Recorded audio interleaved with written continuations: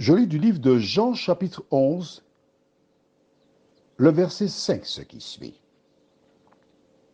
Or, Jésus aimait Marthe et sa sœur et Lazare. Prions. Notre Seigneur et notre Dieu, nous te remercions pour ta parole. Nous ne cherchons pas à la lire rapidement, mais nous voulons comprendre chaque verset les uns après les autres. Merci de nous éclairer sur celui-ci, de nous fortifier, nous t'en prions, au nom de Jésus et pour ta gloire éternelle. Amen.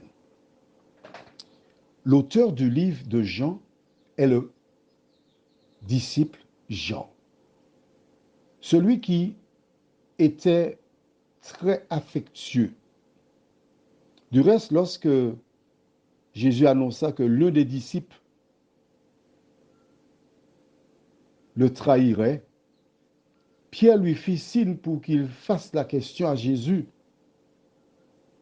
afin que l'on sache quel était celui qui l'avait vendu. Et c'est lui qui, en se penchant la tête vers la poitrine de Jésus, qui lui posa la question. C'est un homme qui était doux. Du reste, cette douceur se retrouve dans ses écrits. Lorsqu'on regarde dans le livre de Jean, il utilise souvent mes petits-enfants.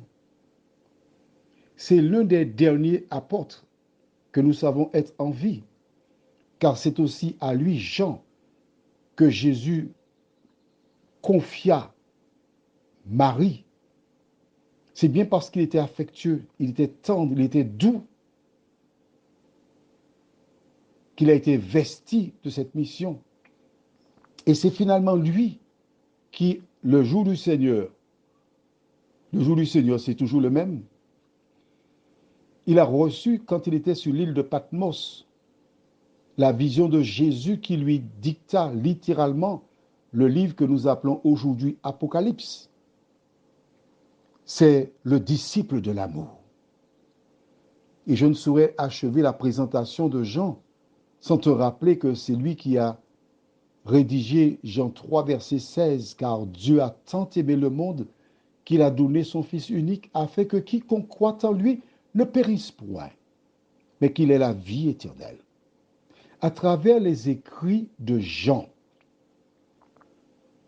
celles et ceux qui se trouvent dans des situations particulières, qui sont seuls, abandonnés, sans espoir, trouvent dans les écrits de Jean l'amour.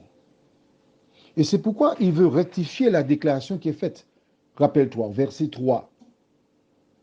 Les sœurs envoyèrent dire à Jésus, Seigneur, voici qui, celui que tu aimes, est malade.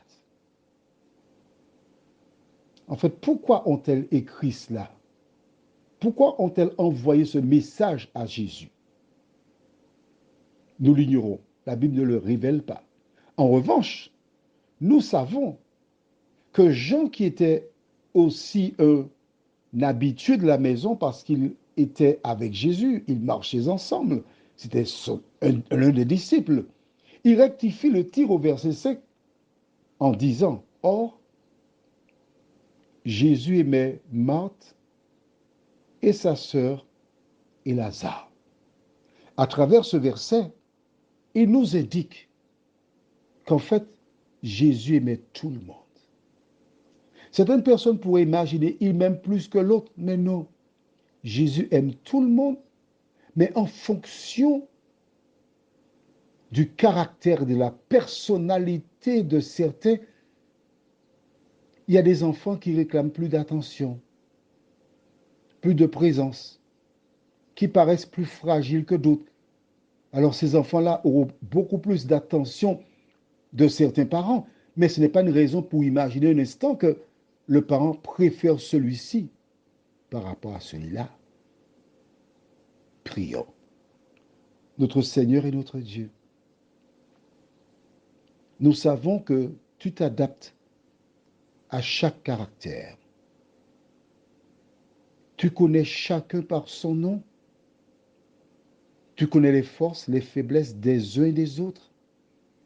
C'est pour cela que nous venons vers toi pour te dire, Seigneur, viens à notre secours. Aide-nous dans notre rapport avec toi à garder la foi, à vivre pour toi. Et qu'en tout temps, en toutes circonstances, celles et ceux qui ont contact avec nous puissent nous identifier comme des personnes qui aiment et qui réalisent ainsi l'ordre que Jésus nous a confié. Aimez-vous les uns les autres. Que ta paix, ta grâce, Seigneur, repose sur nous et que nous puissions atteindre cet objectif, nous t'en prions, au nom de Jésus pour ta gloire éternelle. Amen. Je te souhaite une bonne journée.